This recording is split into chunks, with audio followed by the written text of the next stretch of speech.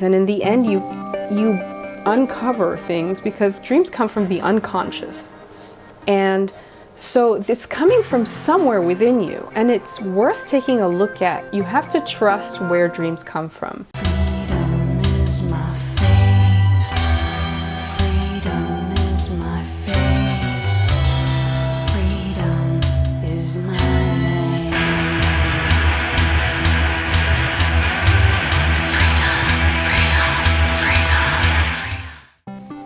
Good morning, dreamers. My name is Jennifer Clarascura, and I'm going to be telling you a dream and do a little dream work on this little tricky dream. It's a very strange little tricky, not nightmare, but nightmarish sort of dream, where I was in a dream gathering, and there's a girl. She's wearing all black. She has curly dark hair. She's wearing black beaded jewelry, and she's carrying a keyboard with her, but I didn't see the keyboard until I approached her, really. And I thought, well, this is an interesting person to go speak with about dreams. But when I go up to her, her and her friend look really offended, like, how did I interrupt their little musical gathering? And that's when I realized maybe this isn't a dream gathering for everyone. Maybe I made a mistake and it's not just a dream meetup, but there's also other people from outside that are also involved. I slowly back away, and then suddenly I appear again in the same scenario, except there's a big shadowy tree, which is very recurring with the other dreams that I've put up here about the shadowy garden and the shadowy this and the shadowy that. So obviously that's my cue for shadow work, but this big shadowy garden with all its branches, and she, that girl with the black curly hair and black clothes, kind of rocker witchy chick from the 90s or 80s, she starts to levitate, arched, her back is arched, kind of like the Exorcist. And I knew she's the Oracle. And I open up to her telling me something, which is usually not something I would do. I usually don't go to oracles. I like to create my own reality and not really have any outside influence. So it was weird that I was like, come on, go for it. As she was levitating, she looked at me with her, blank eyes, all whited out. And she just said the name of one of my exes. And she said, name, he will come calling. What will you do? At that point, I was like, what the? This is not something that I wanted to know about or even want to hear about, because I don't care about this person. And I said, shut the door in his face or run as far as possible. And she turned around all exorcisty, and she just yelled in my face, hair blowing, no! And I was like, whoa, did I give the wrong answer in some way, So I guess in the dream I was a little bit unconscious, a little bit too in the moment of who is who and what is what. The real answer when I woke up, obviously, was hello, shadow work. I needed to do some ex shadow work, especially with this particular ex, I'm assuming. Because I think it's the one I dislike the most. It's the one that really gets on my nerves, and I just really disapprove of everything that is this person in general. Not everything, but mostly. It's not like I really care. But apparently that's not about the person or the part of me that has moved on and doesn't care. This is about something that might be left behind, causing ripples in my current life. And so, with that, the dream work, what is this person to me? This ex represents a very really controlling, possessive kind of personality. And it was a time when I was super victim mentality, super victim mode. I was the complement to the monstrosity that I thought he was. So it was like my inner monster mirroring me and also giving me my balance, which was super victim, weak person at the time. And not expressing, not in control, not controlling my own vehicle, not fulfilling my own dreams, living for somebody else's dreams, that kind of thing. And now I see what that person was doing there. Now the girl was, I would say if it reminds me of like a teenage witchy person with an attitude, then that's also me when I was a teenager. That would be totally me. I had a major attitude because people were always judging me. So may have been a little defensive. Definitely, I would think that this was my younger self screaming at me. And possessed, definitely possessed, possessive, possessed. You know, I was possessed by the possessive. And that she's telling me that I gave the wrong answer, then that makes me feel like I really need to do some recapitulation, which is reviewing past experiences, traumatic moments, and everything from that relationship. And breathing through it, releasing, letting go, mirroring shadow work, seeing what my part is in it, and integration. Ultimately, how I do integration is I will probably try to integrate her and also the Jenny that was in that relationship to recover any missing little splinters. I mean, I've done this a lot of times with that Jenny and that relationship, but I feel like sometimes things are cyclical. You need to spiral through it one more time. And I'm going to do that. I'm going to do a sweep and recover her, regain her, make space for that Jenny so that when I breathe her in, when I integrate and become one and invite her back into my life, I have space for her. And that she was playing the keyboard and saying that I'm interrupting her creativity, her public creativity persona, then I understand what that is because I no longer play the keyboard nor make music. And that's a big part of something that I always say I want to do, except that there's no time for it because I prefer to do my dream stuff and I only have, you know, a certain amount of time that I can actually do things because I have kids. And so with that, I definitely, and I'm doing this right now live, so I'm feeling that. I didn't make the connection of me with like being that she was the version of myself, that she was upset that I was interrupting her creative music, and I probably am. So how I would make room for her, which just sounds like, where the frick am I gonna make time for that? But maybe it's important to her to keep that individuality, that musician within, you know, that creative part that I no longer honor, I guess. And yes, that's probably connected to why I don't do music. It's probably because I got so burnt out with music and making music with that person in that time. And so how do I honor this dream? This dream is going to be honored by me playing the keyboard or creating music or doing some sort of song.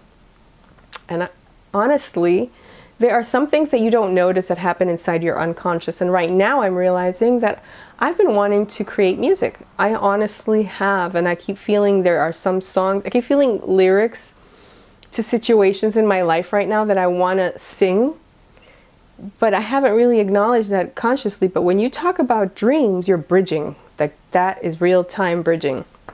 So I'm bridging this right now where I feel like I have been wanting to sing some situations, some messages, some processing. Processing through song was actually very effective. So I will do that to honor this Jennifer that I will be trying to integrate this month or this coming weeks.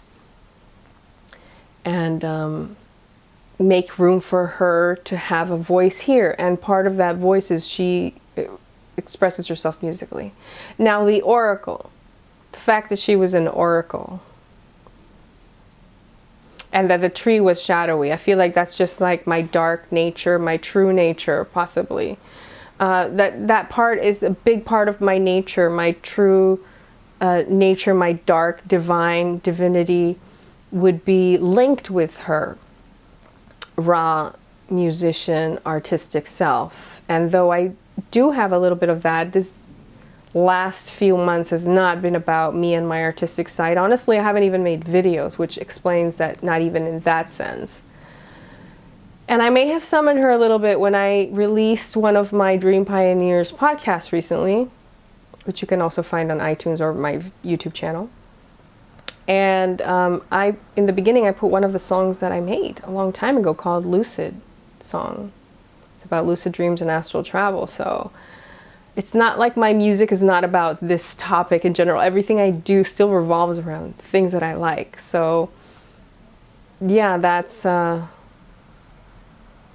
Exorcist part about the oracle, about her, is the part that I need to probably that I have exorcised them, that ex and that me has been out of me, and I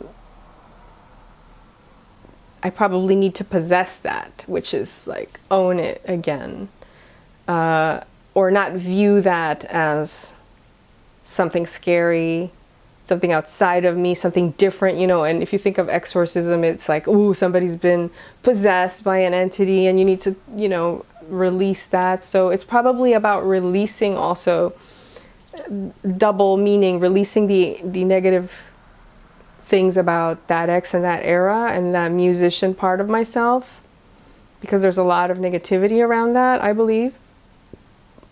A lot of negative feelings that I may have about musician life, musician art and everything. And my current husband is a musician, and I feel like I also perceive his musician side as that, like it's not the shadow that I like. It's not the, you know, even though I admire his music and everything, it touches a personal nerve inside of me.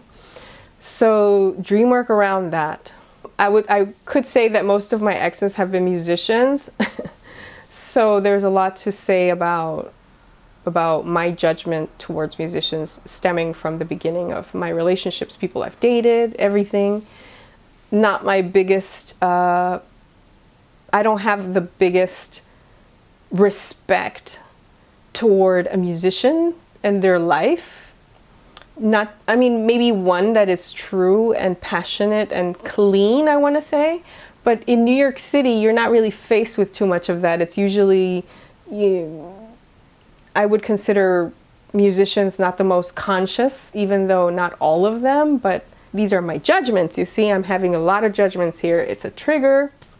I have a feeling that this is the shadow work that I've been trying to come up with in order to bust through even more.